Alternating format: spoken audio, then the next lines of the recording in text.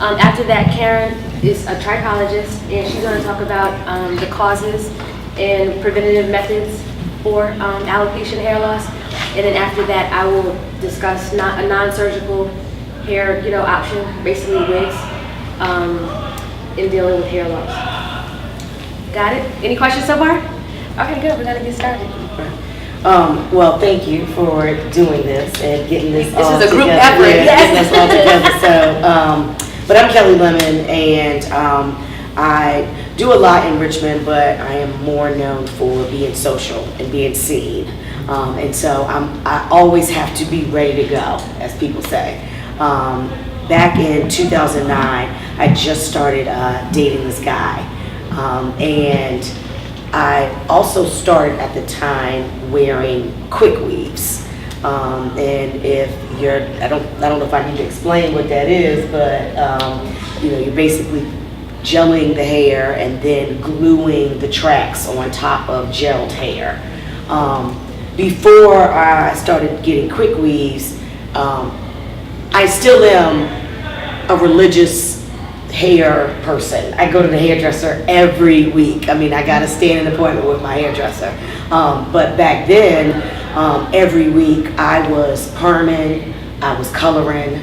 I mean, every other week it was, these edges need to be laid down, throw that perm in this hair. The next week, my hair would be orange. The next week, my hair would be pink, okay? Then we gotta lay these edges down and get with some perm. And then let's put the quick weave on top of that. So every week, something was happening to my hair.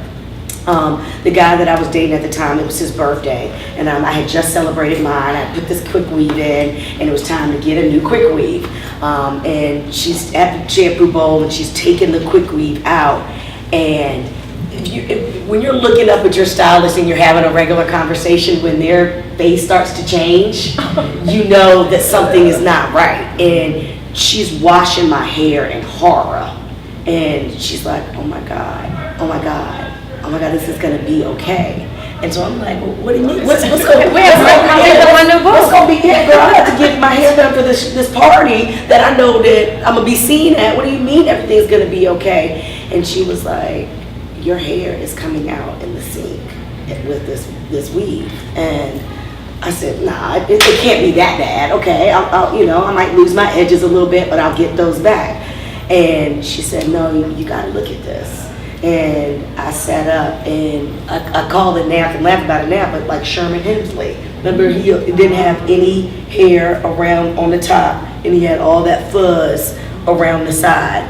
I mean, I had nothing on the top of my head. My head looked like the palm of my hands. Again, the party was that night. What am I supposed to do? And I think I was still doing sideline broadcasting for VC basketball. I still had my TV show that I needed to tape for NBC stuff. There was no way in the world that I could not have my hair together. So what did I do? She put that quick weave right back in my head. To me, that's all I knew, like I was so concerned about how I was about to look versus what this was really doing to me in my body. She put it back in. I wore it for the weekend, and that Monday I came back to her and we took it out, and I immediately went to the dermatologist. Went to Virginia Dermatology. They told me it was self-inflicted alopecia. I did it to myself, basically. All of the perms, the dyes, the quick weaves. I was allergic to the glue, and that was pulling my hair out. And it was basically my fault. And Virginia Dermatology told me that I would never get my hair back. And at that point, I said, you know what? I hope that my face will be all right for people because I'm about to go bald. And I think that I was just like, I'm going to just shave it all off. I was going to be that person that was, that could walk around confident enough with a bald head. Started wearing wigs just to kind of transition myself through it and get through that I guess, courage of knowing that I wouldn't get my hair back.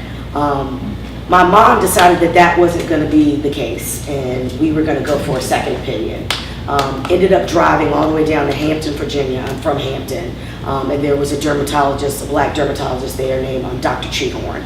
Unfortunately, she's passed away now, but she specialized in hair and making sure that the black skin care was taken care of. Walked in there, she took one look at my hair and was like, oh no baby, we're getting this hair back and we're gonna start right now. So my regimen was that I had to go, when I first started off, I was going down twice a month for steroid shots. These steroid shots were going directly into my head. It was 100 of them each time.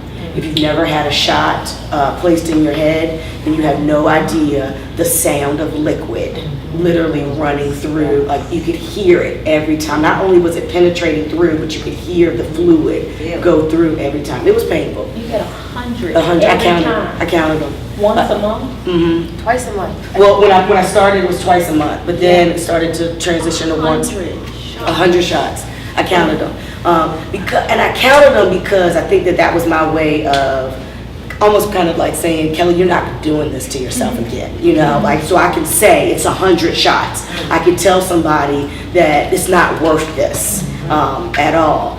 And so 2 years of that and wearing wigs. And how we started a conversation is we were talking about, you know, your new business and wearing wigs. And so you said, Kelly, I want to get you in some wigs. And I said, I don't want to see another wig in life. I would literally come home every night and take that wig off and throw it across the room. Because that was my frustration. That was, this wig is, you know, it's helping me, but at the same time, like, it is my enemy right now because I have to wear these. For what I do, I have to wear these.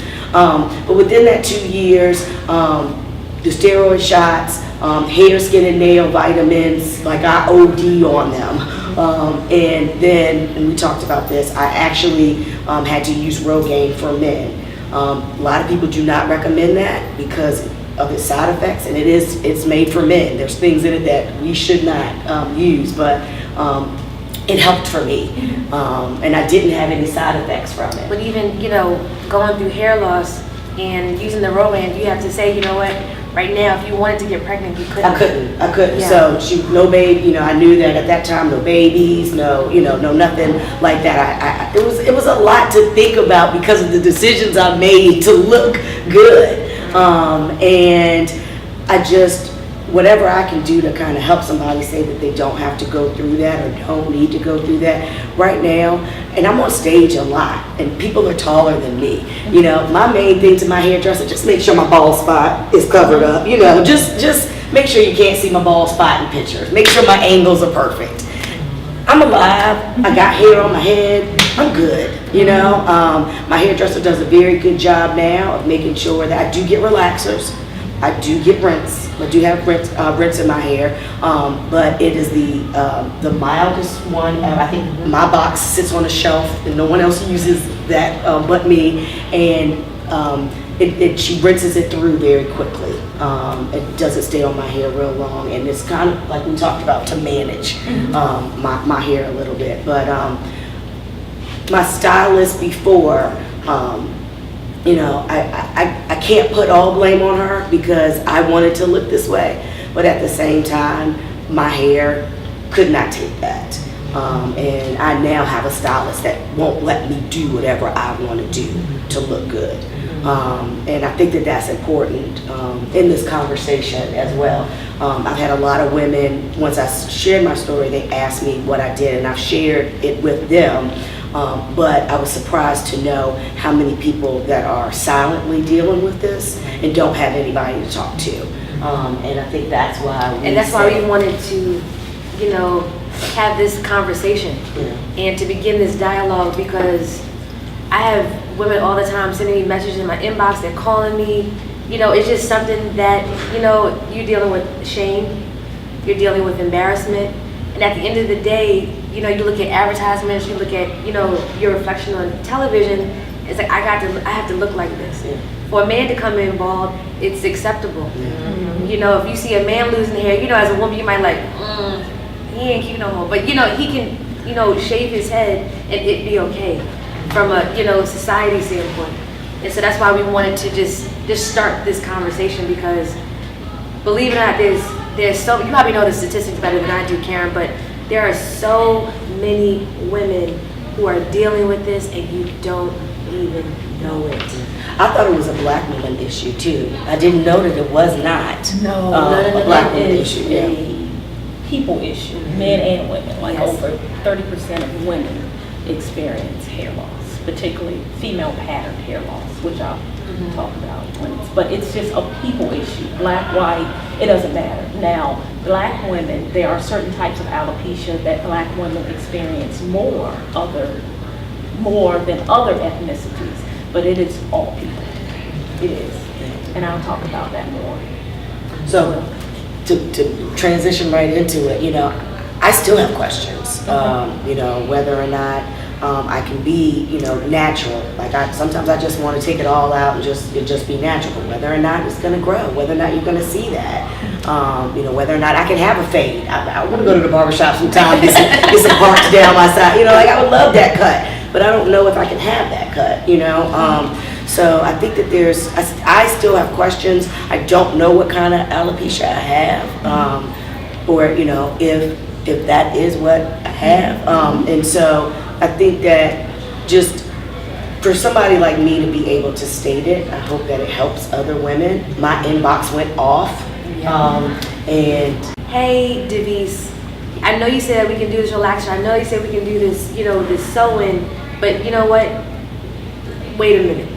I'm okay, and then we're gonna have an entirely new conversation. yeah, and let them know when something's changing. In Yes. them, like you asked me, did I have any other effects, and I was like, yeah, I just didn't even think about. I was getting these red spots all over my body, and I thought I was having an allergic reaction to something else, and it probably was the glue. They're saying I'm allergic to the glue. So the glue was probably already giving me the warnings. Girl, I'm about to take your hair now, So here's these little dots I'm putting all over your body, but next I'm taking your hair. And I just ignored it. Again, all for the look. So. Well, I'm Karen Flowers. I am a natural hairstylist and a trichologist. Has anyone heard of a trichologist? Yeah. No one. You have? Oh, yes. Oh, okay, great. We got one in the room. I just learned too, yeah. Well, a trichologist is really a person who specializes in hair loss and scalp disorders. So the word tricho is a Greek word which means hair. So trichology is not new. It's just new to the U.S. in general. Trichology was first started in the UK. So in the UK, if you're having hair loss issues, you go to a trichologist, not a dermatologist. Here in the U.S., if you're having hair loss issues, you typically go to a dermatologist. A dermatologist specializes in skin. So the reason I became a trichologist was because as a hairstylist, so let me go back. For years, I went natural because I believed that the relaxer was just making my hair thin out. And it was. That was my experience. I was a hairstylist. I was all about healthy hair, even the relaxer. Even as a hairstylist, I didn't put my own relaxer in.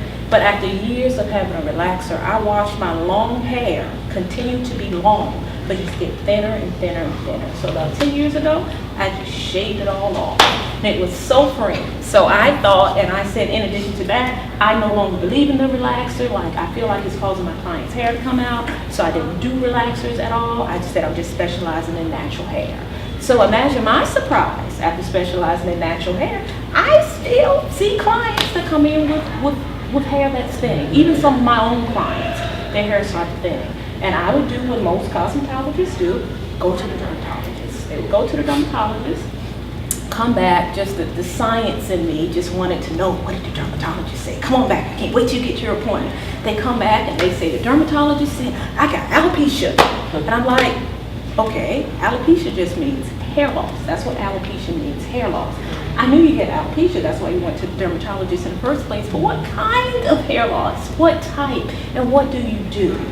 So, no knock against a dermatologist at all, but I knew it was more information out there about hair loss. I wanted to know what type of hair loss, what to do, how to treat it. The dermatologist typically said, all of my clients pretty much came back with what I consider to be the same prescription. Scalp injections and Rogaine, and that was it. Scalp injections, every last one. Sometimes it worked, most times it didn't. I noticed the hair continuing to thin, so I took it upon myself to study trichology. So a cosmetologist really specializes in the cosmetic, like how your hair looks. but a trichologist really focuses on hair loss and scalp disorders. And even in cosmetology school, what do we have about a paragraph about trichology? You barely even learn about it in cosmetology school. So I went to school for a couple of years to learn trichology, to really learn hair loss. So that's what I want to talk about today. Hair loss, alopecia, and the different types of alopecia. In order for you to really get to the root of your problem, you have, excuse me, I said that wrong. You have to get to the root of the problem. You have to know, why is my hair coming out? And usually it's not, we focus on what we see, but a lot of times it starts in here. Your hair is just a barometer of your overall health. So it starts internally. So before we talk about the types of hair loss, I gotta tell y'all a little bit. It's gonna be quick and easy. I like my diagram. Yes. Hey, Danita. Yes. So most hair loss, when I say it starts internally, when you think about hair and how Sit over hair here grows. so I can see. Okay. I'm sorry, excuse me, Owen, get them pictures. Hair loss. I just have to give you some very quick education on hair cycles and how hair grows. So in terms of hair cycles, there are 3 cycles for your hair to grow. 3 cycles: anagen, catagen, and telogen. Anagen is the growing cycle. So for the most part, your hair is growing 85 to 90% of the time. Your hair is in the growth cycle, the anagen stage. Then it starts to transition, the catagen stage, for a couple weeks. It's transitioning from growing to resting.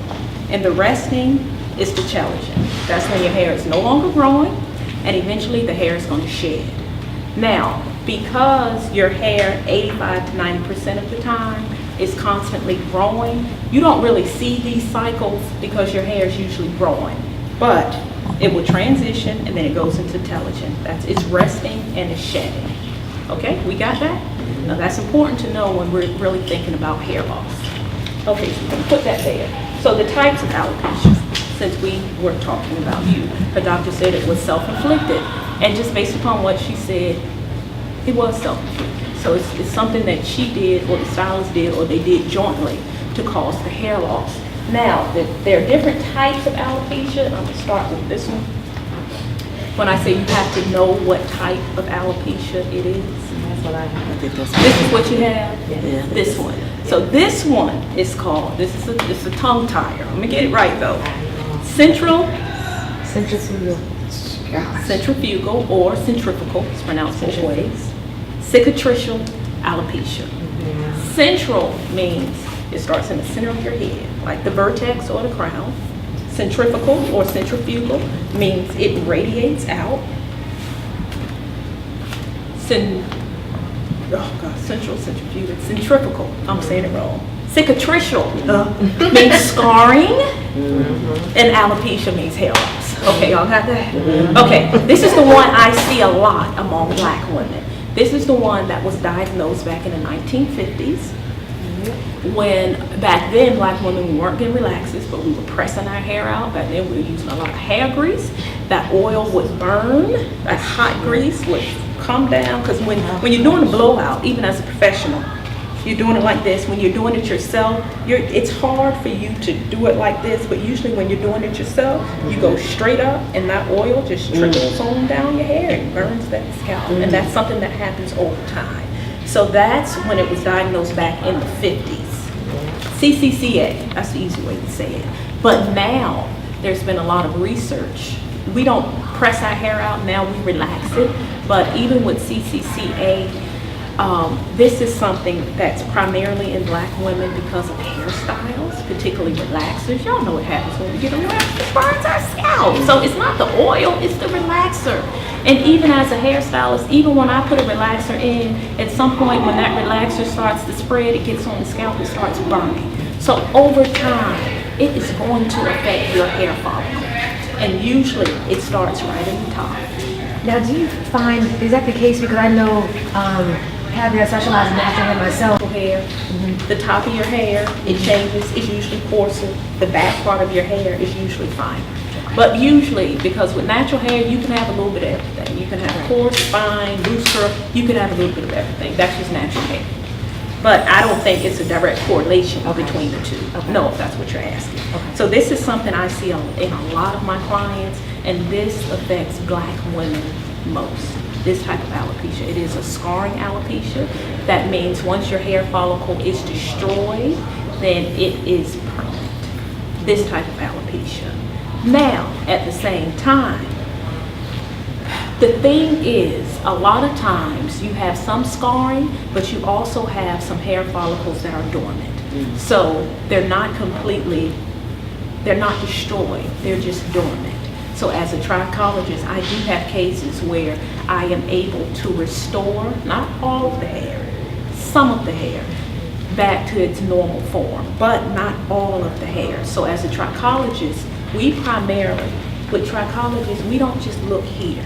We assess the whole person. So we're gonna ask you about, of course, how you're wearing your hair, what type of hairstyle. We'll ask that. We're gonna ask you about medication. We're gonna ask you about your cycle.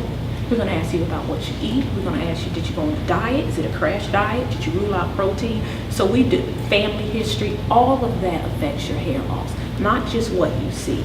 And going back to this, what happens with internally? Usually, in some types of hair loss, there's a disruption in this cycle. That's when you lose your hair. So for example, with female pattern hair loss, this is the #1 cause of hair loss among all women. Female pattern hair loss, androgenetic alopecia. This also starts in the top. So this is the #1 cause for women, female pattern hair loss. And with this particular hair loss, what happens is your anagen, your growth stage, when your hair should be growing, because this is genetic. This hair loss is genetic. What happens, your anagen phase starts to get shorter. So your hair is no longer growing. The anagen phase can be anywhere from 2 to 6 years. So that growing phase starts to get shorter and shorter, and the resting phase takes over. So your hair starts to rest and shed, and your hair starts to come out. And even, for example, in terms of knowing the phase, the growth phase, people ask me all the time, well, why won't my hair grow long? Or why won't my hair grow as long as this person? Or my hair will grow to a certain length and then it stops. That is genetic, primarily genetic. It has everything to do with how long your hair stays in the anagen phase. Your hair can stay in the anagen phase anywhere from 3 to 6 years. So if your hair is in the anagen stage for 6 years, you're more likely to have longer hair. If it's 3 years, it may grow to a certain length and then stop. So that's just something to know about. This is interesting. I've had clients come in who, my hair was so long when I was younger. Is that part of the reason why? Like, you know what? And then I cut it and it never grew back to the same length. Yeah. Well, no.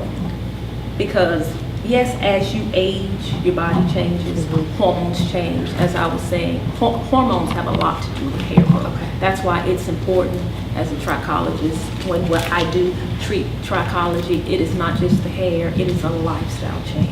Meaning you have to change, you have to focus on your internal first. Everything has to do with nutrition deficiencies, and hormones. So what you put in your body, what you eat, for example, what you don't eat, does affect your growth cycle. So, and in addition to that, what you were saying, a lot of times, it is genetic, but it's also what you're doing to your hair. Even, for example, with natural hair. People say all the time, my hair was relaxed, it was long, it's natural, I can't quite seem to get length. Because natural hair in general is very fragile hair, it is very dry hair, and it's highly susceptible to breakage. And that even varies from one person with natural hair to the next.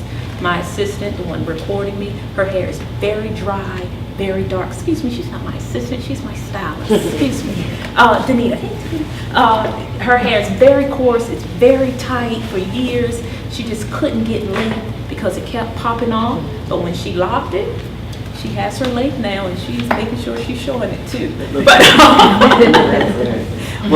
So when I told you that, I mean, like, that's literally what my scalp felt like and looked like.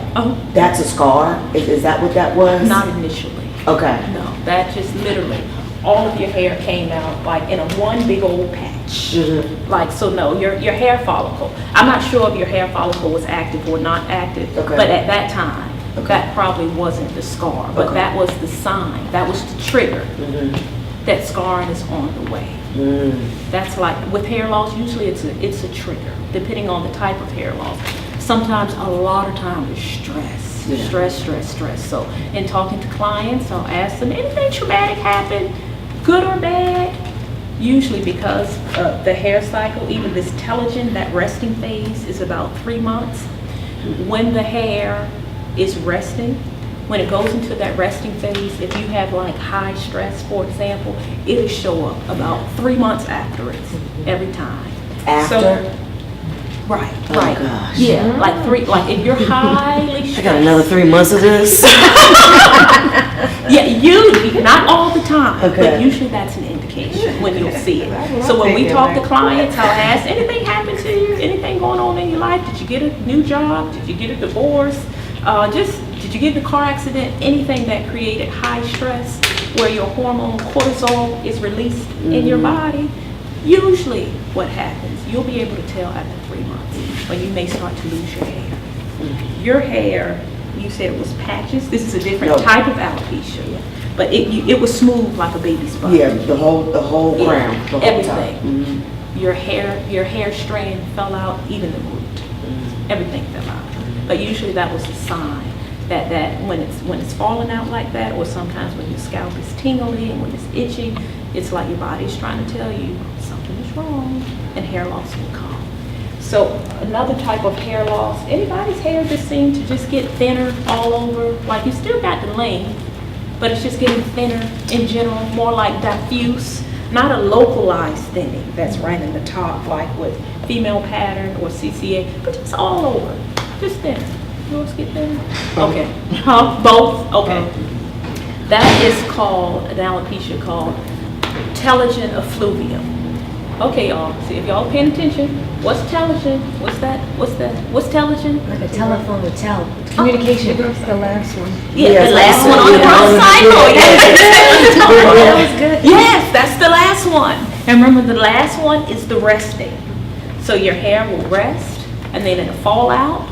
But then, within 3 months, I forgot to say that another hair strand will come in right behind it. Then it goes right back into the anagen phase. So you don't see it. So usually it rests on average about 3 months, but you got a hair strand coming in right behind it. So telogen effluvium. Effluvium is shedding. So what happens with this type of alopecia? Usually this is triggered by stress. So if you notice, depending on how you wear your hair, if your ponytail is getting thinner, then your hair is generally shedding all over. Or if you're natural, if your afro puff is not as big, then your hair is shedding all over. This is telogen effluvium. Now with this, the telogen phase, there's again a disruption in your normal hair cycle. In this particular hair loss disorder, the hair abruptly goes into this telogen phase where it stops growing, it starts shedding, and all your hair is shedding out. But usually this is temporary, because once you get your body in balance, once everything is balanced again, the hair will grow back. This type of alopecia. Alopecia areata, anybody know anyone whose hair just fell out, like in patches? Or the eyebrows fell out as well? Is that you? Yeah, I also have scarring. Okay, you have scarring and alopecia areata. Okay, so with alopecia, this is a patchy hair loss. Now this is autoimmune. This is your system attacking the hair follicles. This type of hair. Now this is the type of alopecia that what is most predictable about it is that it is unpredictable. Your hair will fall out, then it'll grow back, it'll fall out, and then it'll grow back. But it is very, very unpredictable. This is the type of hair loss. I have a, she's 25, but at the time she was 10. And she had, and her hair was her glory. She had long, thick, curly hair all the way down her back. And at 10, her hair just started coming out. It just bald patches at 10. And as the hairstylist back then, even though I wasn't licensed, but I could just do hair, it's like, what is going on with my niece's hair? It just fell out and fell out and fell out. Her eyelashes fell out. We took her to a dermatologist and she said she had this. I didn't know what it was. But she started wearing wigs, and the wig she wore, she felt so uncomfortable because she was 10. and they had her in wigs that looked like your wig for 10 years. Now, this is back in the day. Normally, now, you can go to any high school, or even junior high school, the girls got on wigs. That's just normal, but not back then. So I made her a wig, and it was a little ponytail wig. It was so cute. Anyway, so now she has it. Her hair has grown back, but she is so accustomed to wearing wigs. Well, where she started out with this type of alopecia, where her hair would grow back normally over time, but she got so accustomed to how she looked with the wigs, with the long flowing hair. Now she has, so even though her hair grew back, now she has traction alopecia. Wow. And this would be the what's your dermatologist? Self-inflicted alopecia. Now this is the alopecia that we have from what we do to our hair when we're wearing the braids, when we're wearing the wigs, when we're wearing the tight sew-ins, that when we're putting relaxer over relaxer, because we gotta lay down the edges, and then, you know, a relaxer weakens your hair, but then you turn around and put in a tight sew-in over your hair that's already weak. This is what happens. This is traction alopecia. So now my niece is forced to wear wigs because she went from an alopecia that, even though it's autoimmune, it's in her system, it was still manageable. She went from that to this. Now she has to wear wigs. So it's no longer she's no longer a choice. Now it's forced. She has to, because she has no hair loss. This won't come back. That won't come back for her. Or at some point, the goal with hair loss is the earlier the better. Catching it early would be the best form of prevention. So your hair will get to a point. Yes. So alopecia, traction, yes. If your hair follicle is still active, yes, it will come back. But with traction, alopecia can mimic scarring if you're doing it over and over and over again. And usually this is gradual. Usually this is years. I'm sure all of us have had a sew-in or some braids. We took it out. My edges were a little thin, right? If you don't turn around and put another weave right back over that, then you'll probably be okay. But usually when you're doing it, it may not come back. Now what we do as trichologists, and I say we because I have one of my fellow colleagues here too, Dana, she's a trichologist as well in the area. We will actually do a full analysis of your scalp. So as a trichologist, we ask 1,000 questions. Sounds like we're getting really, really personal, but those are the things that you have to consider when you're thinking about hair loss. So in addition to that, we will scope your scalp. So we will look at your scalp under a microscope called a dermatoscope that is designed specifically for your hair, which will magnify your hair follicle by 50, 100, 200, 500%, so that we can really see what your hair follicle looks like. And that helps us to determine whether or not you have scarring, whether or not it will grow back, whether or not it may grow back, because sometimes we don't know. But that will help us to determine whether or not your hair will grow back. Again, what you said, you have scarring alopecia as well? It started off and it grew back. What was that? It started off as growing back. So, you know, I could have a full head of hair to wake up and it's on the pillow. And then the scarring covered the follicles, and the follicles are not active in certain spots, which is here and here. So if I let it grow back, it's just there. So I decided last year to no more wigs for me. Just shave it off. Well, congratulations.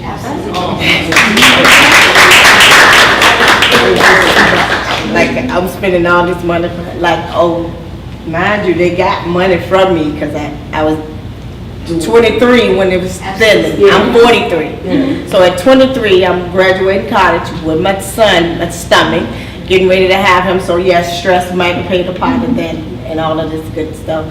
And it would grow back, and then it'll fall out, and then it'll grow back. And then he was like, well, so I done went through the laser and take the good follicles and try to put them in there. Like, I done did all of that stuff. Okay. So you in these years, yeah, I done did it all. And gave away all this money to end up just last year when I sat in my beautician chair. I said, don't make me no another week, just shave what's up there. I'm just going by. She said, you sure? I said, she said, yeah, because you cuss people out. I'm fine. Yeah, just turn your mirror around so I can't see and take it off. Did I hear you say you had alopecia areata as well, and you got a transplant? Yeah, see, that's not... No, it took years from that. It ain't happened. Oh, okay. It ain't happened. Okay. All of this took, I'm 43, it started thinning at 23, so the process started 20 years ago. The last thing was that transplant. Okay. Go ahead. You mind if I ask you a question about that? When you got the transplant, what did the dermatologist have you do afterwards to make sure that the hair was growing and that it took?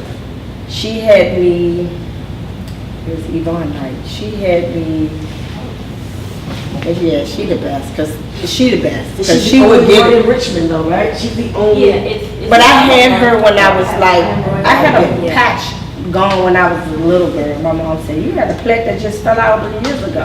And it came, and she took me to her, and it was her. But you can go to Dr. Young, no, that ain't her name. Roy.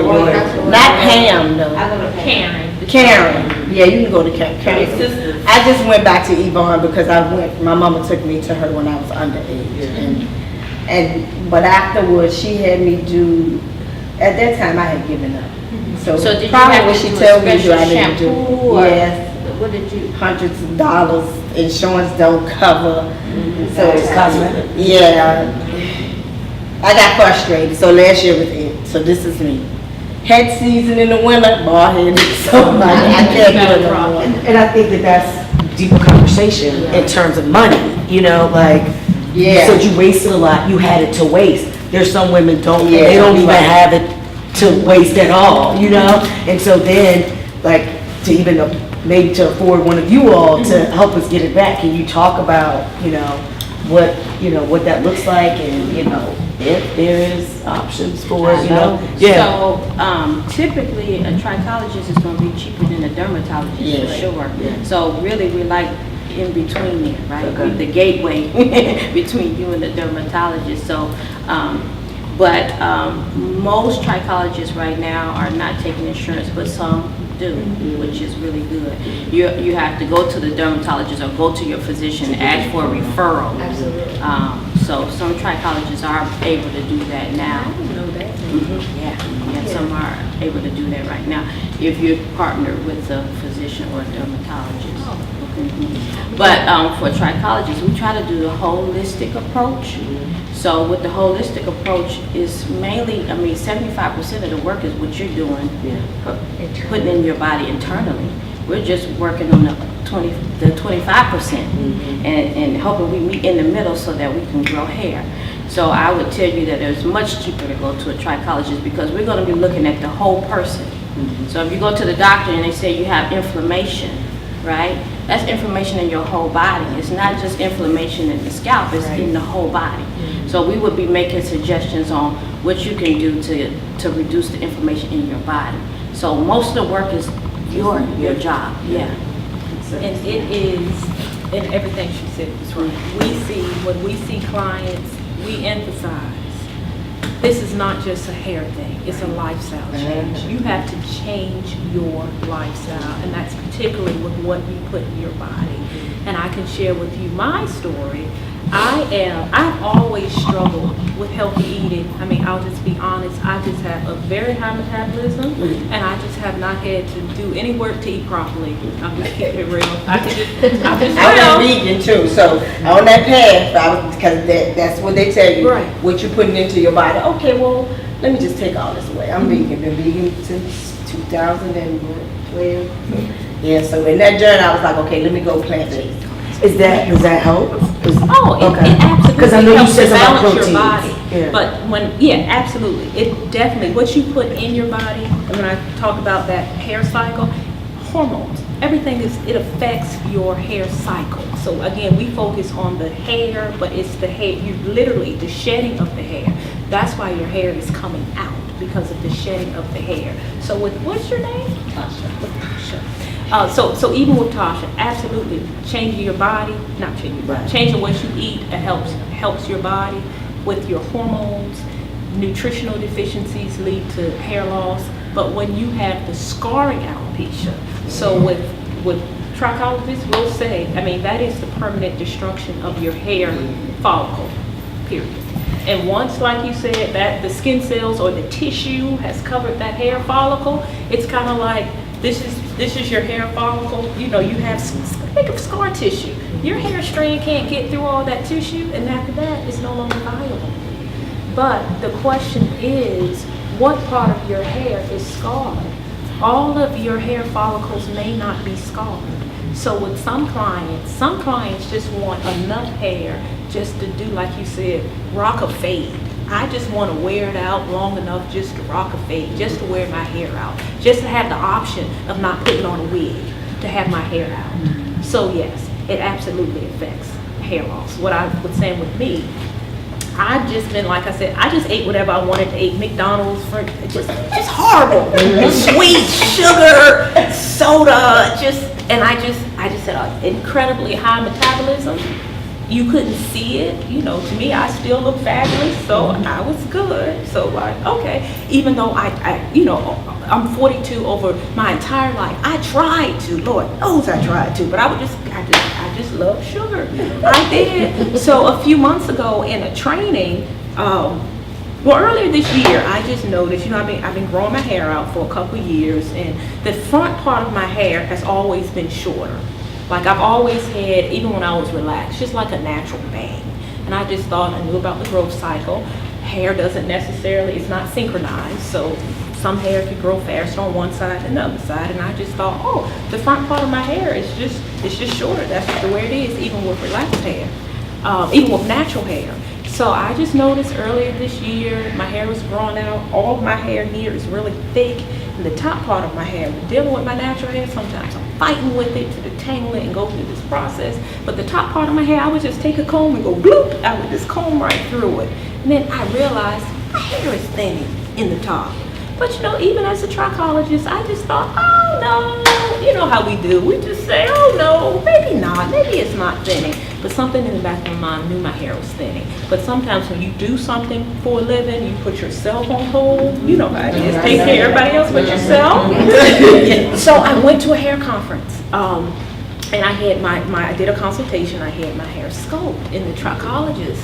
The first thing she said, she looked at my scalp, and she said, your hair is horrible. No, excuse me, your diet is horrible. I was like, oh, it's true. Because just with the trained eye, with scoping, sometimes what you see, particularly when you eat a lot of sugar, like me, it comes out on your scalp. You can see it'll cause it. inflammation. Yeah, she said, your diet is horrible. And I was like, oh, Lord, he's so right, because my diet is terrible.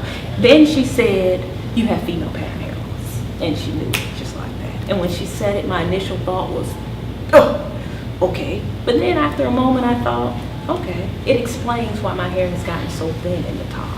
And people will look at me and say, what are you talking about? You have all of that hair.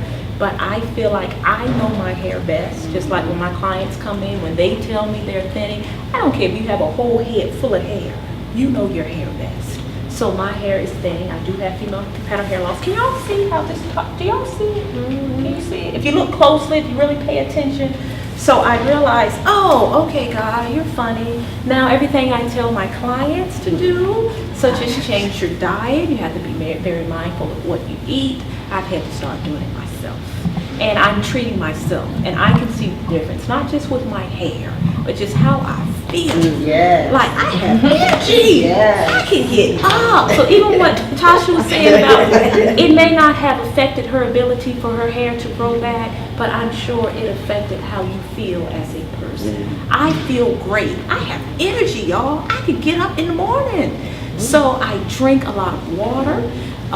Like just even in terms of what you eat, any type of disease, and some of these scalp disorders are diseases. Diseases can't thrive in an alkaline body. So if you go to a more alkaline-based diet, which is pretty much the foods that God gave us, greens, fruits, vegetables, the stuff that we don't eat, not all the sugars and yeast and stuff, all of that affects your hair, and it feeds off of that. So I have completely changed my diet, and for me, that's what it took. Like, because again, with me, you couldn't see it in how I looked, but I felt it. So now I have changed my diet, I'm treating my hair, I see the difference, I feel fabulous. With me, I have an early onset. So had I done nothing to my hair, 20 years from now, you would probably be able to see my scalp. But that's why I said early prevention is the best cure. If you feel like something is going on with your hair, then do something about it. Now, the issue is most of us don't know what to do about it. Or we do what we know to do. We go to a dermatologist, or we go to a hair transplant person. We don't know a lot about it. But now there are trichologists in this area, myself, Dana. We are literally on a mission to raise awareness about hair loss, to reverse hair loss, to stabilize the scalp. We are trying to do what we can do to really bring awareness to hair loss and to help us save our strands. Treatments. I want to know more about what that means and what that looks Well, like. I can say this, there is no one miracle fix, there is no one product that you can put in your hair that's going to make your hair grow back. For trichologists, there is the treatment plans vary from person to person. Each treatment plan is customized. I can tell you the main part of the treatment plan is changing your diet. Cutting out sugar, yes, I have cut out sugar, even though I did have a cupcake last night at a gala. But that was it, just one cupcake. I was there. It was a good cupcake. Yeah, it was a good I had a cupcake. vanilla one and a chocolate one. Yeah, so like just moderation. You know, I had one cupcake. Okay, I think I had a glass of wine too. But for the most part, I've cut it out. So the biggest part of any treatment plan, like I said, most people want to focus on, well, what are you doing to the hair? It is you. You have to change your diet. We kind of go with the eat right for your blood type. Obviously, that's something that I'm still studying because anything dealing with diet, I didn't know. But that's something I'm still learning. I'm doing the eat right for my blood type and it's working. So just eating for your blood type, or I feel like most of us know. Take out too many foods from my blood. Yeah, and see that. But it works. They actually have Where's this information? You go right in my phone. You go to It's an app too. It's an app. Eat right for your blood type. Okay. Yeah. Because I'm a vegetarian now. I did that because But for the check same reason, but I Whatever your can't do blood that. type is what I like you cheese. Yeah, your blood type. It's And not all blood types It's are delicious. designed to be vegetarian. Yeah. That's No, something, exactly. not all. That's very true. Now, fortunately for my blood type, I can eat as much meat as I want to eat. Are you And that's an O. Yes, but I can't have I can't have any bread. Yeah. I like bread. I can't have no wheat. I can't eat my pork bacon that I like. Strawberry.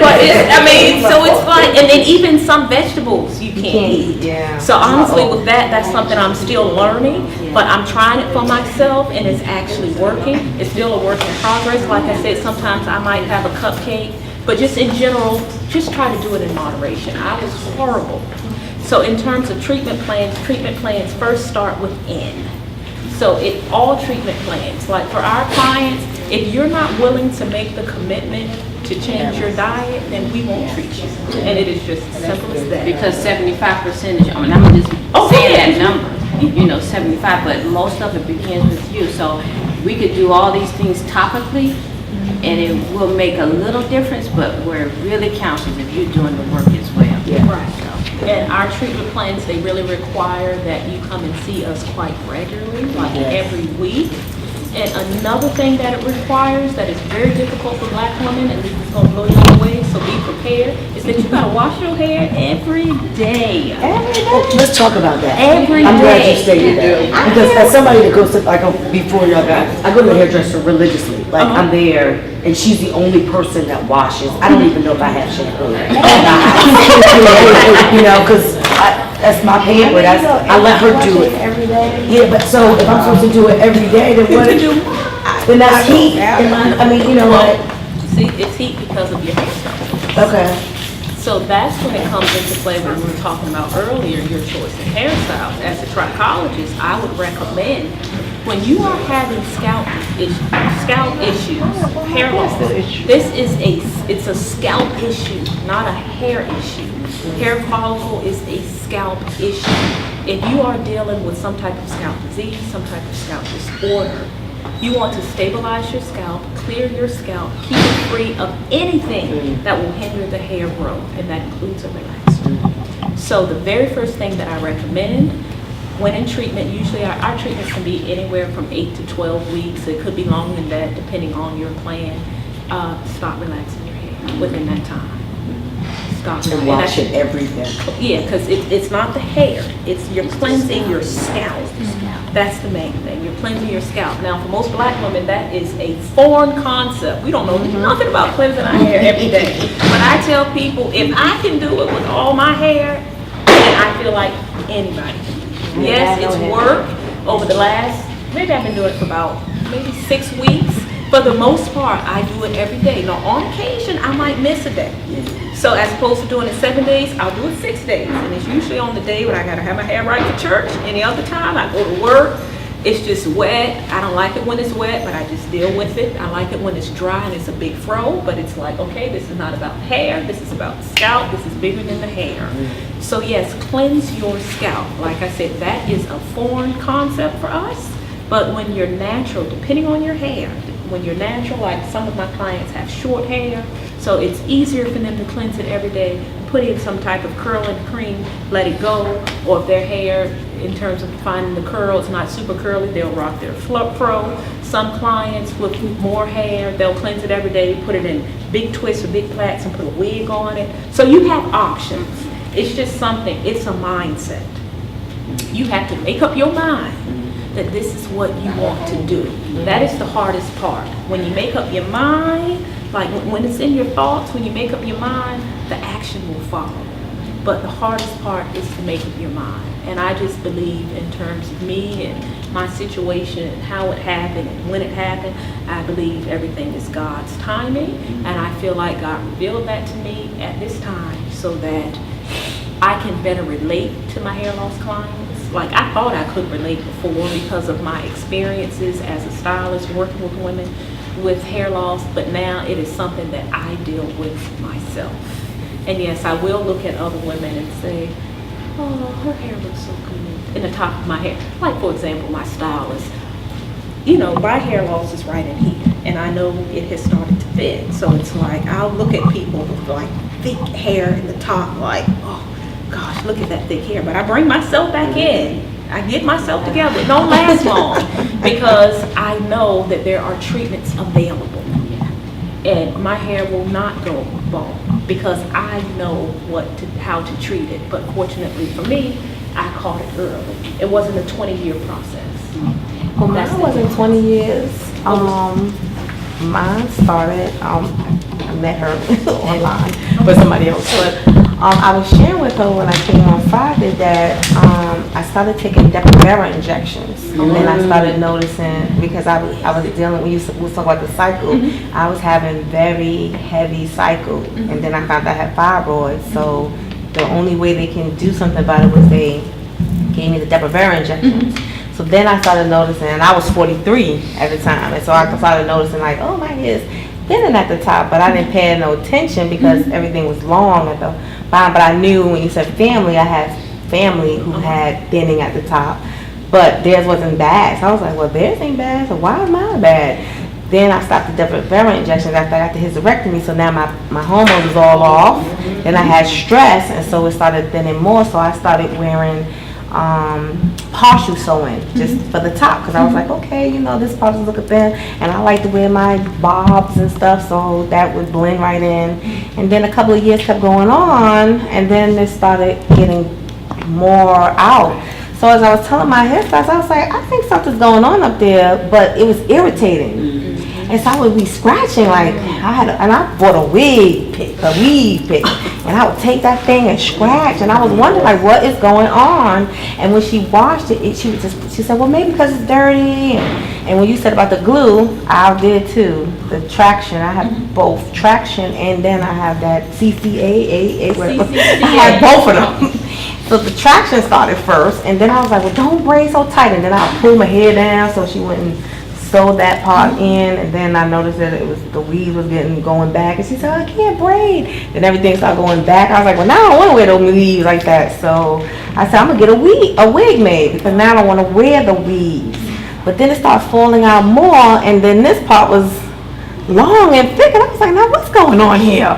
So I said, well, I'm not putting nothing in my hair. I'm gonna just let it go. And then like last year, like this year, I woke up, like she said, and I was like, you know, I'm just shaving it off. And I shaved it up with the dermatologist afterwards. I said, go to the dermatologist. I was like, the barber. I actually told me to go to the dermatologist. And then she was sharing with me that was what was going on, and them injections do hurt. I had 10 of them. The 10 that I had, I didn't go back. She gave me the cream, I put the cream, she gave me 10, I was looking, I was like, I'm not going back. I can't deal, I don't like needles for one. And when she was stuck, and I was sitting there like this. She was like, breathe. And then she kept tapping it, it was bleeding. It was terrible. So I just got wigs made, and I was like, I'm not doing it. How long was your process? You said you were 43 when it started? Yes, Like, what was 43, 43? and I'm 48. So Okay. now I wear now with this because I just can't deal with the hair. I'm used to hair. I had hair when I was young, had hair, so I'm used to hair. So then was wearing weaves and stuff. So it's kind of like when I did the ball, I joined the Baldy movement online and was all in the group, and everybody looked so beautiful, and I was like, yeah. And then after a while, I was like, I can't do that. I don't feel beautiful without hair. And everybody said, you don't look beautiful without hair. You don't do your makeup and wear your big earrings. And I'm like, everybody look beautiful with that, but I just can't do that. Easier said than done. It's easy said than done. So now, and so like she was sharing about it grows in. Every time I look now, it's gray and bald. It's gray, but it's growing a little bit at the top, but it's discolored, so I know that's something going on still, but it doesn't itch. But the sides don't grow back, so it looks crazy. And so I go back to the barber and say, look, just shave it all down. So he blends it back all in again, and then I wear it for a little bit, and then I'm like, you know what, I need my wigs. I just came and I said, look, I need you to fix this wig. I cannot deal without having hair, and not so much that I couldn't. It's because when you go to work, I'm also an elder, so when I'm in church, people do like this. So you before the people, they're like this. So I gotta cover my hair because I don't want them so busy looking at my hair and I hear what the Lord is saying. Then if I'm at work, everybody like this. And so it's just like everybody gotta stare at you. And then I said, well, it's a hairstyle. It's just, people go, and I had to kind of think of like, when people go bald, that's a hairstyle. They shave their hair. That doesn't mean it has a, and it just feels like now I'm just like a spectacle. So when she walked in, I was like, she look beautiful. I can do that. So now I'll go to the barber shop and get my hair cut. I would go to the barber shop and get my hair cut, like, then come back out, and then I'll be like, next day I'll be like, no, I'm just putting this wrap on, and I'm gonna just leave it, and because I just can't, I don't feel right. I don't feel like I'm beautiful enough to. And the other thing that I think is really important to point out is that is okay. Mm-hmm. You know what I mean? We don't have to, well, I can't go bald, or that's the way to go, because at the end of the day, we're all different, and we're all going to experience it in a different way. Even looking at you, for example, a lot of money. To me, you have a lot of hair in your head, but it's going to, and to you, it's like, well, I noticed this, so everybody is going to take you've made the choice to continue, with the relaxers, and again, we're here to, talk about it because again, everybody is entitled to their choice. We're just here to offer a safe space to say, here's some education, here's some knowledge, and the way that your journey and the way that you go through it is all right. And the dermatologist, all they do is tell you, okay, and I went to Pam Royal, her sister, and she just like, well, you can do your hair, you still do your hair the same. I'm looking at her, and then when she revealed to me, that you would think that, and I'm gonna be honest, I was sitting there kind of shocked because I was like, I was sitting there like, oh, she got some nice long hair, so it's easy for her to tell me to go back normal. But when she disclosed that there's something in her hair, and I was like, oh, so that should be feeling good, but it wasn't. I still was sitting there like, oh, I don't care what you say, I'm not doing this. But she didn't say like what hair products to get. So I'm out here buying all kinds of stuff to wash my hair. My friend said, do black castor oil, Jamaican oil, coconut oil, oil, virgin oil, somebody, this shampoo. I done spent hundreds of dollars on so much stuff in the bottom of my cabinet. I was like, I don't know what to do. And you said wash it every day. I was like, I ain't washing my hair at all now. Because I just don't know what to use anymore. Because it's like I'm all out of options. So it's kind of frustrating. Well, my beautician, which was Jackie, who worked at Paula de Madden, that sounds so old because they don't work no more. She said it first. She said, you thin it. So if you go regular, your beautician know your scalp. She said, go get this checked out. So she caught it early. It's just that I was young and it was just stressful. Like I knew I'd had stress everywhere. And I was like, okay, but I went. She told me to go and I went. So I went Even I had to find her because she kept moving. So I found her because I refused to go to anybody else. I was like, okay, this lady knew me when I was a little girl. Hopefully she still knew me. And I went to her. So my beautician caught it first. Me, I just knew I went every week. I always was that kid to go to beauty parlor every week because I wore a shortcut. So I went every week because I don't know how to do hair. I'm glad I had a son. Nothing. No, nothing. No curl, no plait, no nothing. Not me. So I went every week when I was able to. So she told me to go. So the dermatologist sent me to her first. So that wasn't working. It was coming out more and faster that she referred me back to the dermatologist and said something else was going on because it was coming, but my stress level was also going up. So, you know, and they ask a lot of questions. So she being nosy or did she? But I listen, because I'm in school to be a nurse, so we on skin. So it was all planned out, but me stressful trying to get VCU, work done. She said my hair falling out. I got a baby on the way. I ain't dropping out of college. This, everything going on. So my stress level was high. So everything that they probably was doing, it wasn't helping because, you know, I was eating what I want to eat. You know, they say you got to eat for 2, you just eat for 5 because you got that excuse because you're pregnant. You got that excuse. So it wasn't. So all of that played a beat. So this was the end result. And I agree.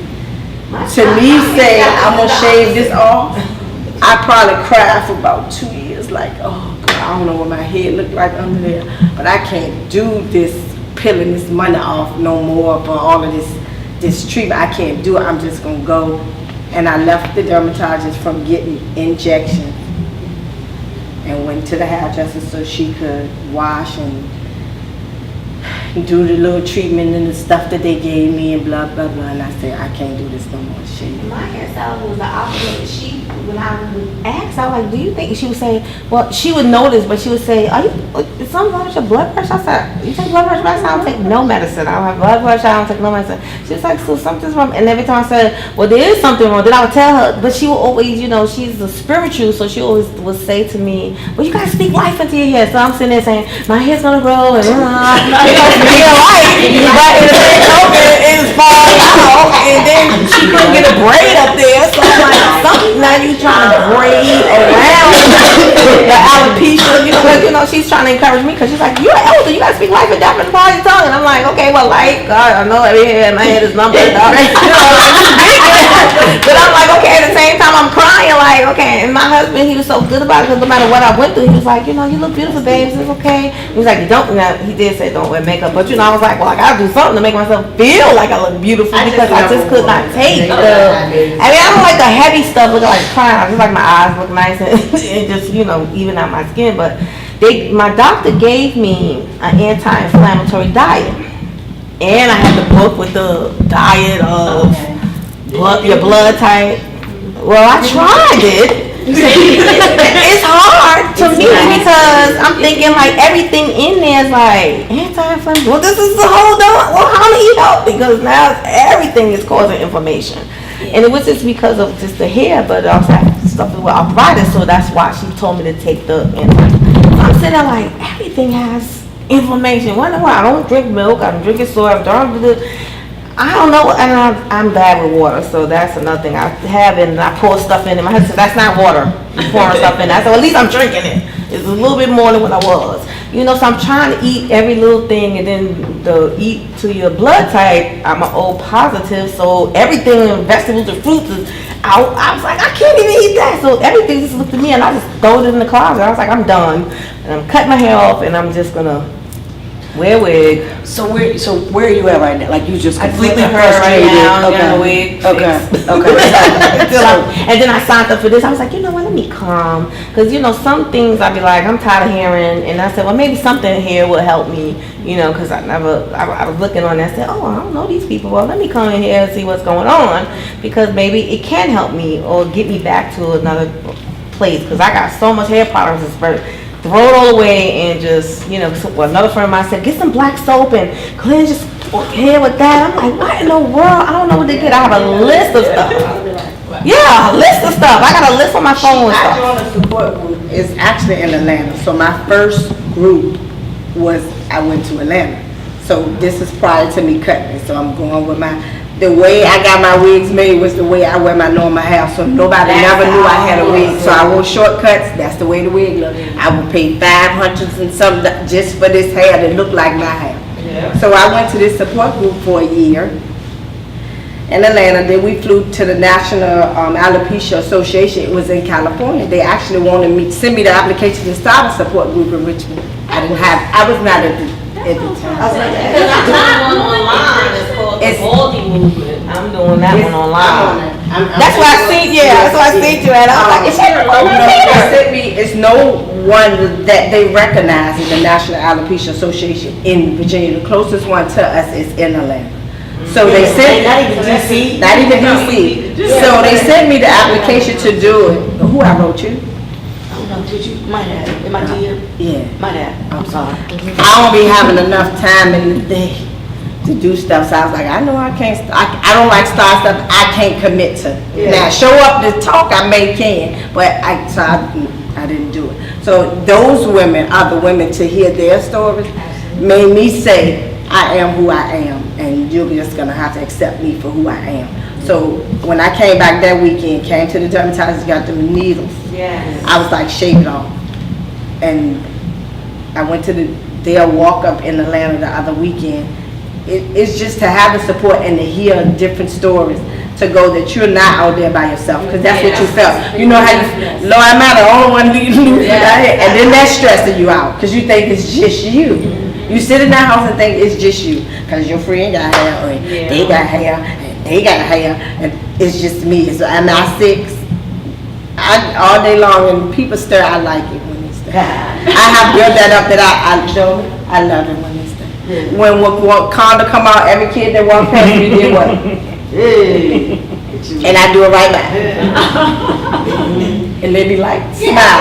And so you get used to that, and I was used to it. Then after a while, I was just in the mirror and I was like, this is not me. I like it. But one thing I want to kind of step in a little bit. One of the things that I think is really, really important in this dialogue is to talk about who is there supporting you. Yes. You know, and one of those people in your support group, in your immediate circle, should be your hairstylist. And so as a licensed cosmetologist, now as a hair loss specialist, it's really important to be able to have that open dialogue. And if you are sitting in someone's chair and you can't explain that, or you can't, make suggestions like, hey, the way you're shampooing is irritating me even more, and they are not listening, it really is important to, seek the counsel of someone else. Now, granted, I'm going to tell you, finding a great hairstylist, in my opinion, is not an easy task. But I also know that you have some people here in the room. That's number one. But number two, it takes some diligence. There are some good stylists. Again, we're starting this dialogue because that's something that we actually talked about prior to coming out here, to have this conversation. Just talking to stylists and better educating them. Because some stylists, not to say they shouldn't, they just really don't know. Right. So when they recommend putting on, here, get another sew-in, or just go ahead and buy another unit, sometimes that could exacerbate the problem, and again, they just are not aware. Legally, is there anything legally that is the stylist's responsibility? I'm asking a question, right? As someone that is certified and licensed to do this, is there anything legally that the stylist did? That's a very good question. You have clients, you can actually sue them. Like they said, it's our fault because we go sitting there and we allow, we say, do that. And if, like you said, I don't know. she waited until after. But it took a long time for her to get because to I was that going point. for 5 years and then my hair was out by that time. So what we consider like our loyal clients, our client base, we know our clients. Absolutely. Like, we know the hair. Like, if I've been doing your hair for years, I can tell you, your hair looks like it's thin. What you been doing? Is anything going on? We can see it, and we can also see parts of your hair that you can't see. Most times, you can't see what's going on in the top of your head, but we can. She said, she was looking, said, well, the follicles don't look closed. It's still look open. So as you was explaining about certain Sometimes you can't even things. see it. Because Well, it used to be correct a me micro, if I'm it wrong. used to be In microscopic. cosmetology school, you're not really learning about all the disorders of the scalp. Oh, no, we talked about that. Okay. In We trichology learned- school, okay. we learned about a paragraph, and that's. Right. I So, didn't even. So a you lot learn of about the times, disorders, but literally it's from a topical standpoint. right. You know, and that's why, again, it's not always, you know, I don't want to put the complete onus, because again, if there's Yeah, an they said issue, she did we are wrong. trained to refer you to a dermatologist. Yeah. That's. But yeah. again, if you have a situation where we're referring you to a dermatologist, and then you have to come back to us because they don't know either, Right. you know, it becomes, again, it's cyclical. And that adds to the depression. You know, that Yeah, adds to I the low was. self-esteem. That adds to feeling stuck. I don't have any options. I don't have any choices. You know, and with the trichologist, you know, here saying, you know, if there's some internal things that maybe, you know, diet and, you know, stuff like that. And then also, as Tasha mentioned, when it gets to that point where, you know what, I've tried all of that. I've had enough. And, you know, again, having this place to say, you know what, I am who I am, and it's okay. Because I'm not defined by my hair. And I always hear that, but I You know, always try to say that to myself. It takes time. It takes a lot of So time. prior And- to. Because I just cut my hair May off. So this is just right after my birthday, Memorial Day. So now it's only a couple of months, and I'm still Right. kind of in the.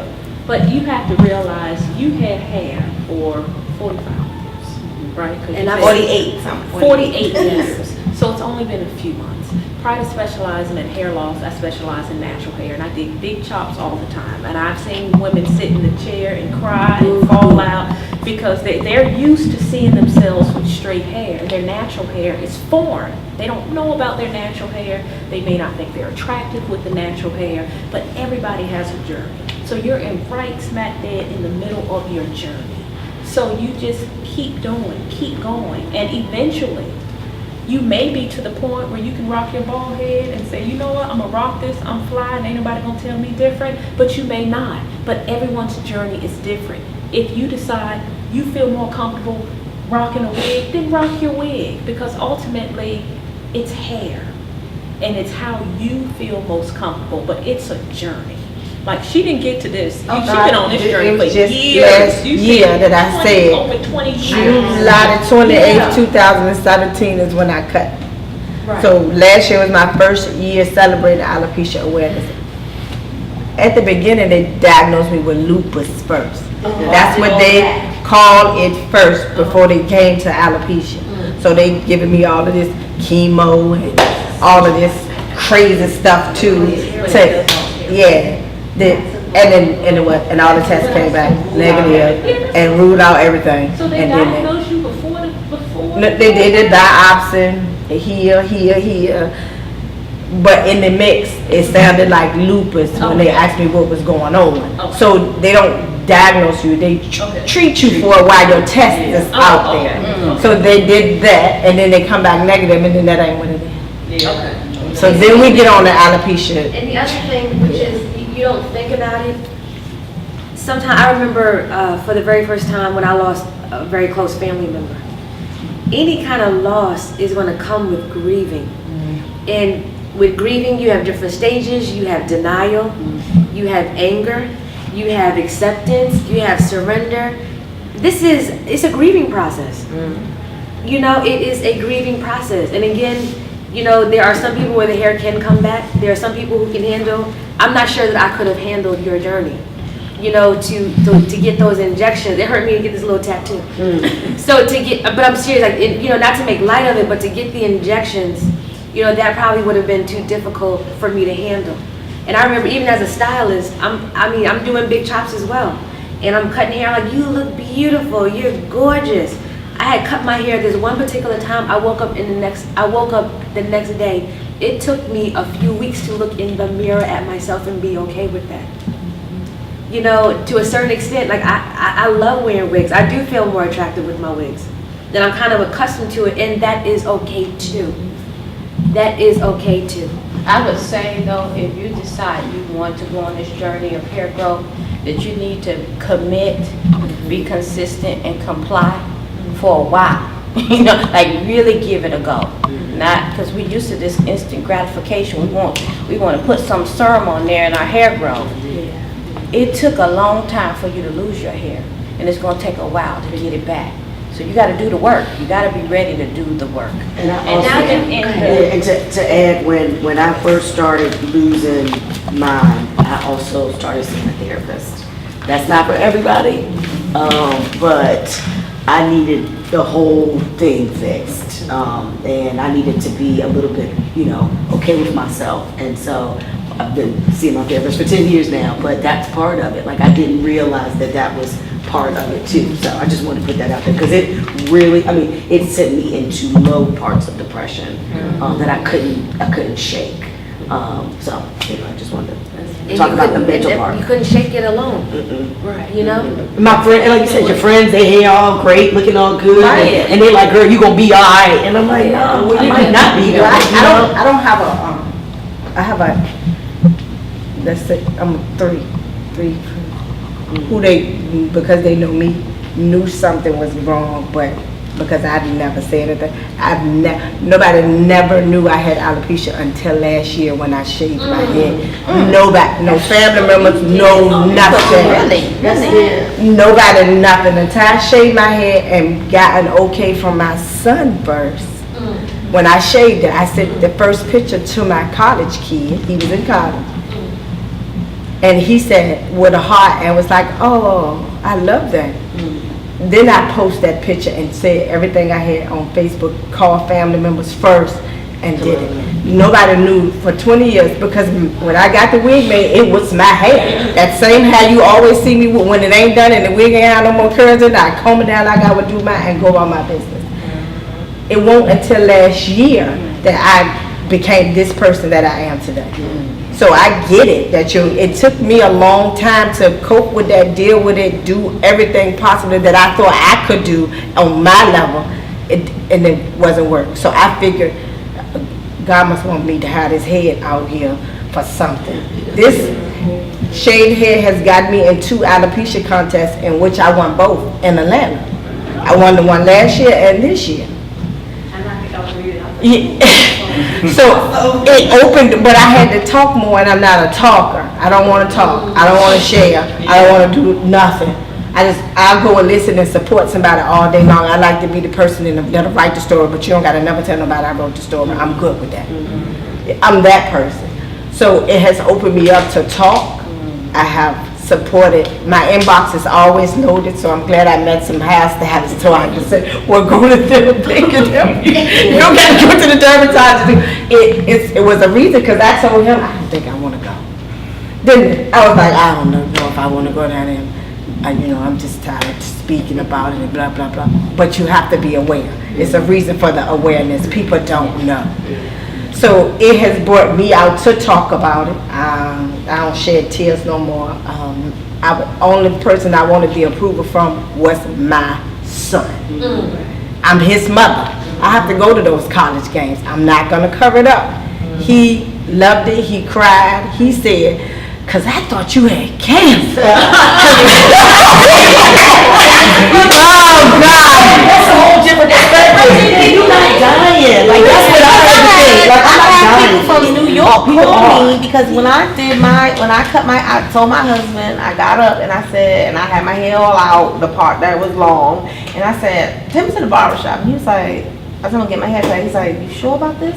I was like, yeah, what you gonna still love me? He said, girl, please, I've been with you fat, skinny, bald, short, whatever, I've been there. So we've been married 20 years.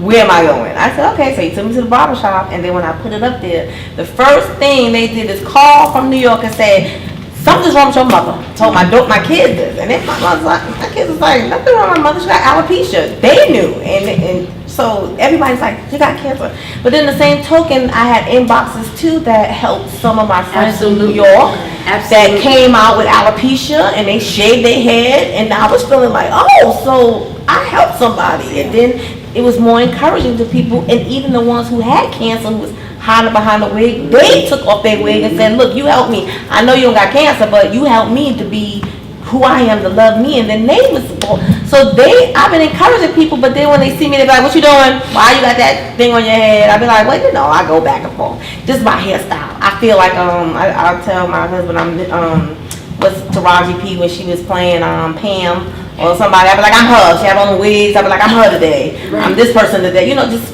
to make myself feel good. But then there's some days I was looking in the mirror the other day, I was like, why does that part don't want to grow? If this part could just grow a little bit, then I feel okay when he give me a little thing. When he had to spray that, what's that stuff they use? Topics. And they spray it to kind of give you that little... The fibers. Yeah. The fibers. And then he had to spray it, and I'd be like, yeah, that's good. I'd be like, oh, yeah, that look good. Then when I go home and wash it off, I'd be like, darn, look at the part. There's no more there. Everything is gone. Yeah. I mean, seriously, even... Yeah. Scenario. Yeah. The other thing, like, if you have a woman who comes in who has natural hair, like, on Monday, her natural hair acts right. By Wednesday, it ain't acting right. Mm-hmm. And I think that, I remember I went to some kind of spiritual group, and the lady, I had a really great Monday. And I wanted Tuesday to be like Monday. Monday is Monday, and Tuesday is Tuesday. Yeah. And so if one day you want to rock your bald head, if one day you want to rock your scarves, if one day you want to call me for a unit, that's the biggest thing. All of the ups and downs in every part, about your journey is I'm going to keep reminding us of that, because to me, part of the bigger issue is how we talking to ourselves. Yeah. Because we do have options. You can go and make some internal changes. You can come and make some physical changes. But the conversation that we're having with ourselves is, to me, one of the biggest issues. And that's why I started Wild and Worthy Hair. You know what I'm saying? Because again, you need to be affirming yourself, and it does, again, and you can say, you know what? It's okay today I'm not having a great day with my hair. Because I'm going to have to love me, judging me today. Mm-hmm. And that's the conversation that, you and I had. But to walk around even 1 week, 1 day with just shame, and to think that you are alone, that's not the case at all. And so you do have stylists.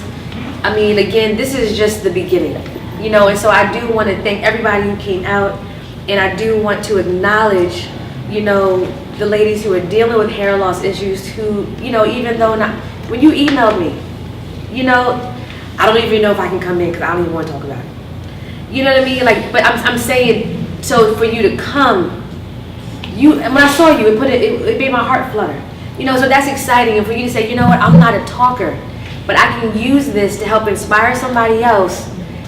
You get a high five from me from over here. You know what I mean? Yeah. And so again, this journey is not, and it sounds a little crazy, but it's not just about you. Anything that we go through, for you to share, now you're getting people in your inbox, they're DMing you, and again, you're not by yourself. And again, you don't have to, be alone with it. I cannot tell you, and speaking of wigs very quickly, but now in 2018, you have so many options. Yeah. And when you have a great stylist who looks at your face frame, your body type, looking at your skin color, what color hair do you want? You have, literally, you have an array of options and choices, to help make you feel better for today.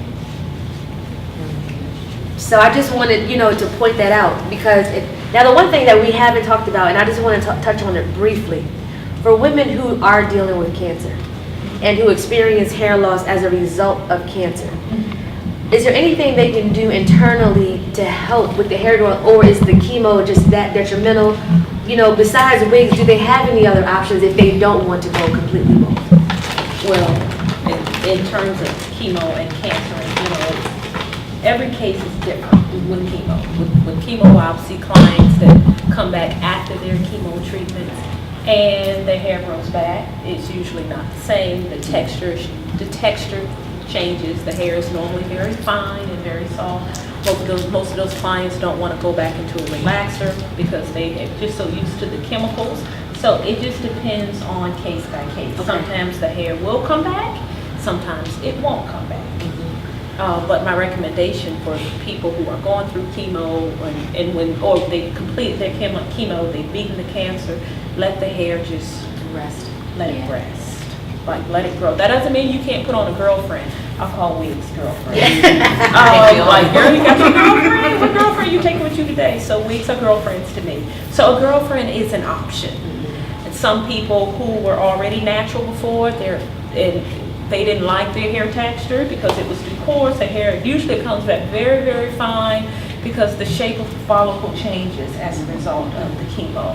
And the way your hair looks, it's just it's from the shape of your hair follicle. So usually that process will change the shape of your follicle, change your hair. Some people like the hair when it comes back, some people don't. But I would recommend just give it a rest. Continue to put in your body what was taken out due to radiation or chemo and everything that you went through. A wig is definitely an option.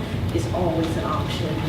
With wigs, the one suggestion that I make with wigs, rock your wig when you're out in public, but when you get home, Take it off. Yeah, I do. You know, I And that's know. why I thought I had cancer. Because you know, I'm out and about, I got it on. When I'm in the house, it's just me and him. Whoop, and all he sees is patches. And I don't say nothing, so I go ahead and put the cure in the ponytail, just walking around the house normal. I ain't never catch him side-eyed me, so, but you just don't know. yeah. So I was like, oh, okay. Then he just said it last year, oh, Mom, I thought you had cancer. And you know how But you much know of a what? relief that was, And that you had alopecia, not cancer. And the other thing though, I mean, just from an emotional standpoint, when you don't talk about it, you have support right there that you don't even know is available to you, to love on you. You know, I had a woman come in, she's coming to get her unit this weekend, and she said, I had to sit my husband and my children down, and I had to show them my head. Because she needed them to see what the chemo had done. And her husband, what you do to your hair? What's wrong with your head? You know, but then as she continued to talk about it, her daughter cried, and it just makes me sad. I don't care the state of your hair. I don't care if you're bald. I don't care if you never come to me for a wig, if you're natural. At the end of the day, what I want most is you feeling good about you. Because that also, like you said, stress. But anyway, she sat down with her family and literally pulled her hair off. And just had to sit there and let them love on her like that.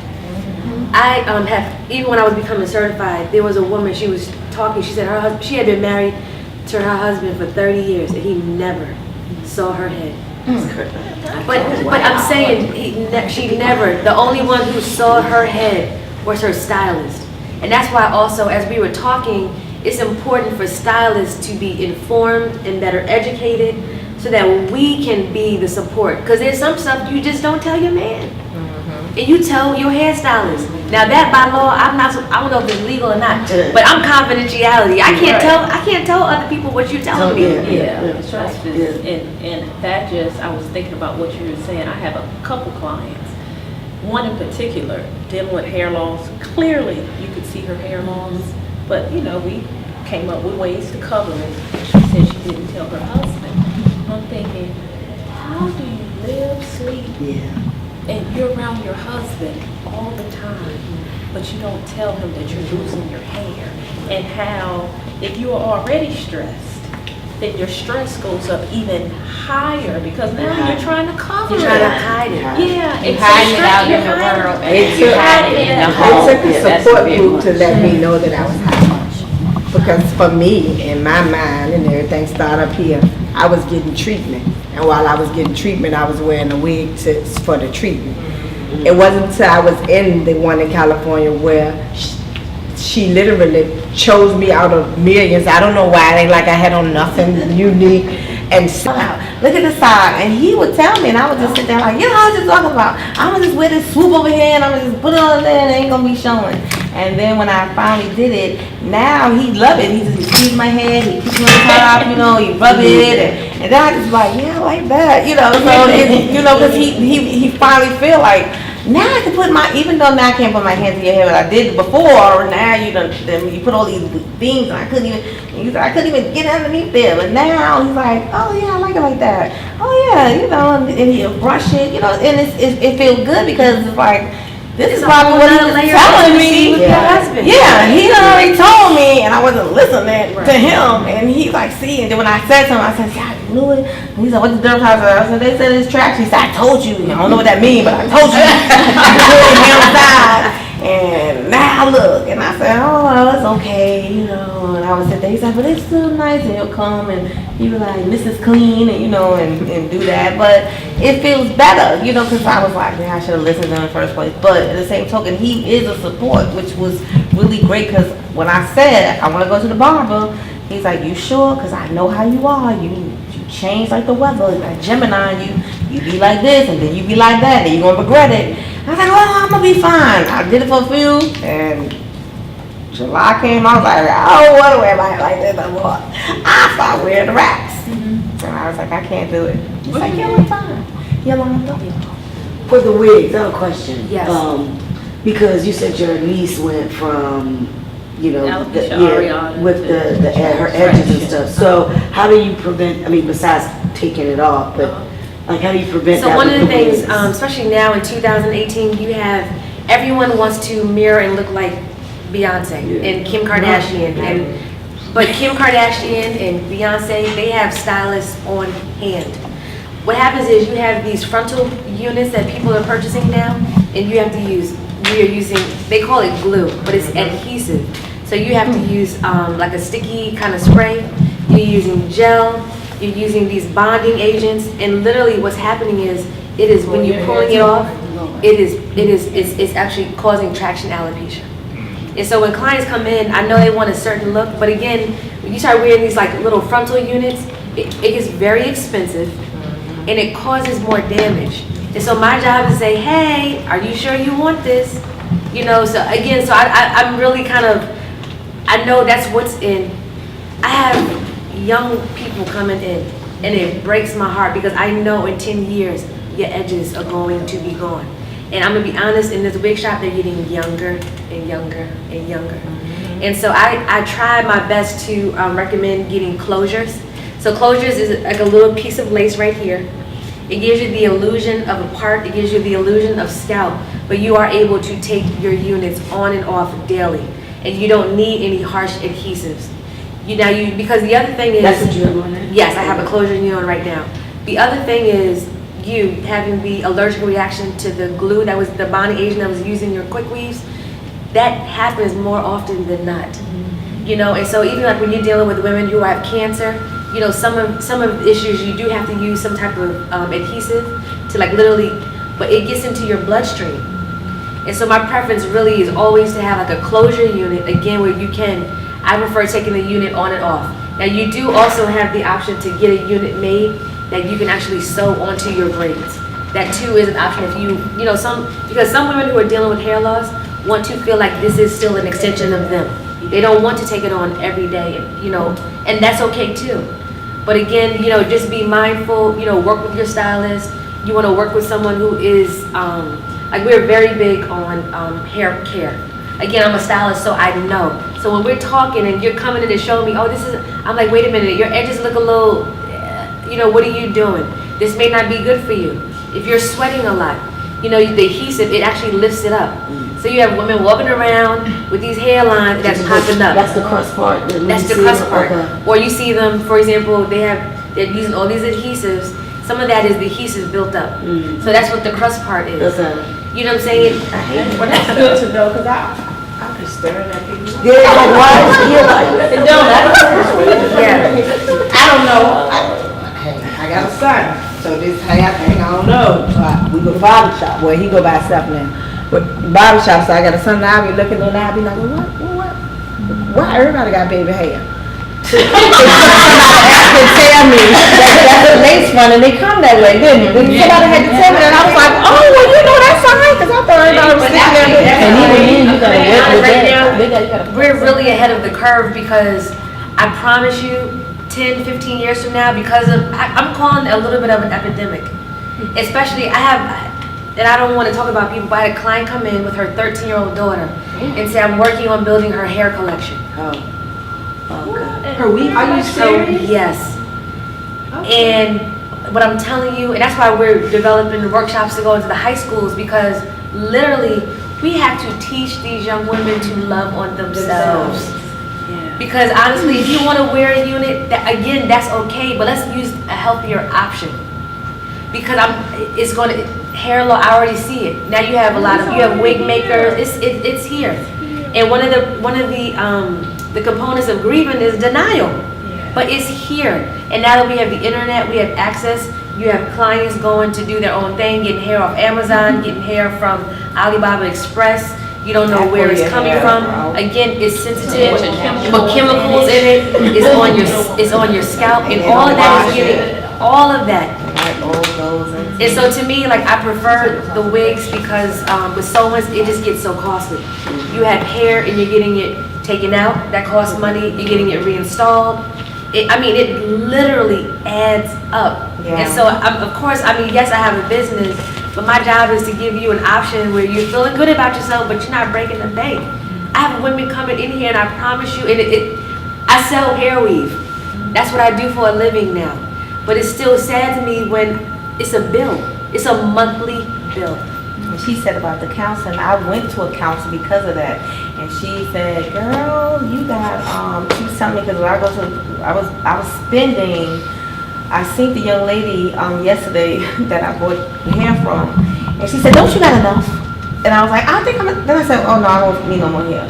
But I was literally spending $1,500 a year or more for bundles. I added it up. When Is that just for the bundles or for the But you getting installation as well? 3? No, that's for the bundles. So then you can add to $100 every 2 weeks to get it in, then $45, then $65 to get it colored, and all of that stuff to it. Yeah, I was literally spending like $3,500. When that young lady come in, The only thing that really hurts me is my eyebrows and eyelashes fall out. Now they still fall out and grow back. So I can wake up and don't have eyelashes, and I know you can buy them, but y'all, I don't like those because to me, I can't see with them on. I try. So when they gone, they're just gone for that little bit of time, and then I'll just wait for them to grow back. So eyeliner, they just taught me how to put that on. I'm not a girl, I don't know where my mama get me from. So they just taught me how to put eyeliner on, and and the mascara. They just took that recently. Did you get a primer? What is that? Yeah, you're looking to a primer for your lashes. So you would prime the lashes first, and then put the mascara on it. Oh, I ain't see that. So they fall out as well and grow back. Now the hair I shaved it, so I'm over. But to wake up and I might not have these, I don't draw them on. I don't know how to do that. They teach me that you yet. know you actually can get them tattooed now. They're very natural. But I was looking at different people. You've been doing that now, looking at different people so they can look natural. Because I've seen some people and I'd be like, no, that look like a tattoo. No, that look like a tattoo. They have That them look like a tattoo. Yeah, they So I've been looking into that now because to wake up and don't have, because I don't know, I just learned the eyeliner part and the mascara part. I don't know this part. I'm not a girly girl. Now, You can learn. I can learn if I want to. It's gonna take time in the morning. Cause now this get up and go look is tomorrow. Let's get up and go. You make your mind up. I'm gonna go get some primer. Cause it takes me about 15 minutes to do an eye to get this part. Let me do. I said, you know what she told me to do. I'm coming. That's all. I'm coming. But my lashes fall out. That's the only thing that I be like sick of. Like, am I gonna wake up tomorrow and have some lashes? That's it. I gotta run, and I apologize that I do have to run, but what's next? We don't know what's next yet, so make sure what is next is that you all fill out these, I know it says Nirvana Hair Salon Rights to Work. Please fill these Like out. the food on everything, I'll write myself down.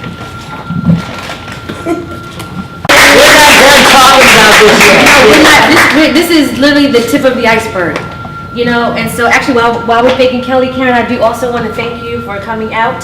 We appreciate you. Yay! So I had a question, since you said about the, your trichology? Use your words. Right, that's it, Trichology, you got it. So since I know that she said that some of y'all do take insurance, so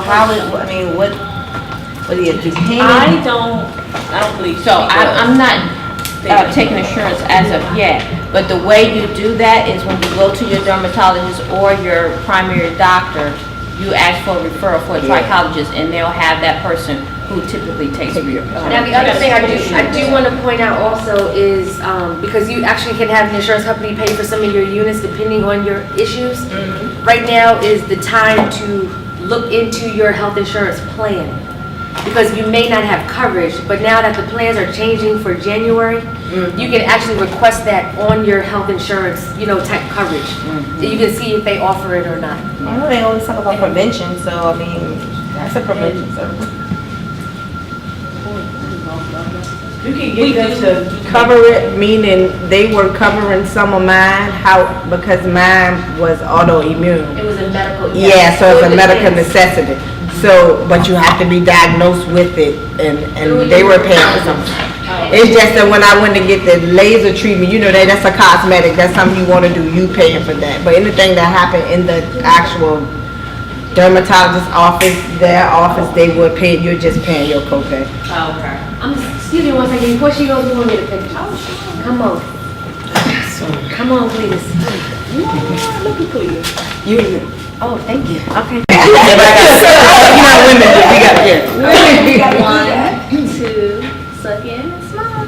Okay, we're gonna do one more. 1,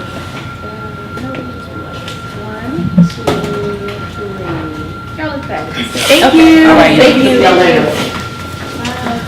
We have to. This is a conversation that needs to be had. And again, the other thing I want to really put out there is that as clients, you still have the ability to walk away. You're funding me. You know what I'm saying? As a stylist, you're helping, us. And so you can say, hey, please look at this. If you're not comfortable, to go ahead and, research. And I really recommend before sitting in someone's chair and then performing a service that you do a consultation. Now that you're being better educated, you can ask some more informed questions to see what their responses are. If you see some thinning, what would your recommendation be? They, immediately, let's go get a sew-in. It's covering up as opposed to getting to the root of the issue. Yeah. And I think that's what we do as trichologists. We want to get to the root. And what I wanted to tell you, because I know you're a woman of faith, I believe that God is going to use your pain to actually show you your purpose. Thank you. Yeah. Amen. Look, amen. I'm sorry. Inside of the bags, Karen's card should be in there. Yeah. Also, we have just a little drop of hair, skin, and nail vitamins, just for a day. But you do need to eat them with food. And then also, What's the difference between this and biotin? it's just biotin in there. It's basically a variety. Oh. Yeah, so there's biotin in, hair, skin, and nail vitamins. Oh, okay. And then for those attending, if you do want a unit, there's an additional 15% off. It's not just today, but if you have attended the workshop. And again, if you have time, our studio is right there around the corner. You can come see, touch our hair, and see some of the wigs that we've made. Again, it is an alternative. It is an alternative. And also, myself, Dana, I don't know if you brought any of your cards. Oh, please hand them out. And I need your information too, because I'll add it to list of different We things. do consultations, so you can give us a call. My card is in there. I'm Karen Flowers. And make sure that Karen, some of the bags don't have Karen's card. So make sure you did put it in. All right, every bag has Karen's card. Oh, good. That's me, Dana. We're both in the area. I think she's in Chester, but we are both. You might know someone there. That's true. Sorry. Quanda Fender. Say it again. Quanda Fender. No? That name don't sound.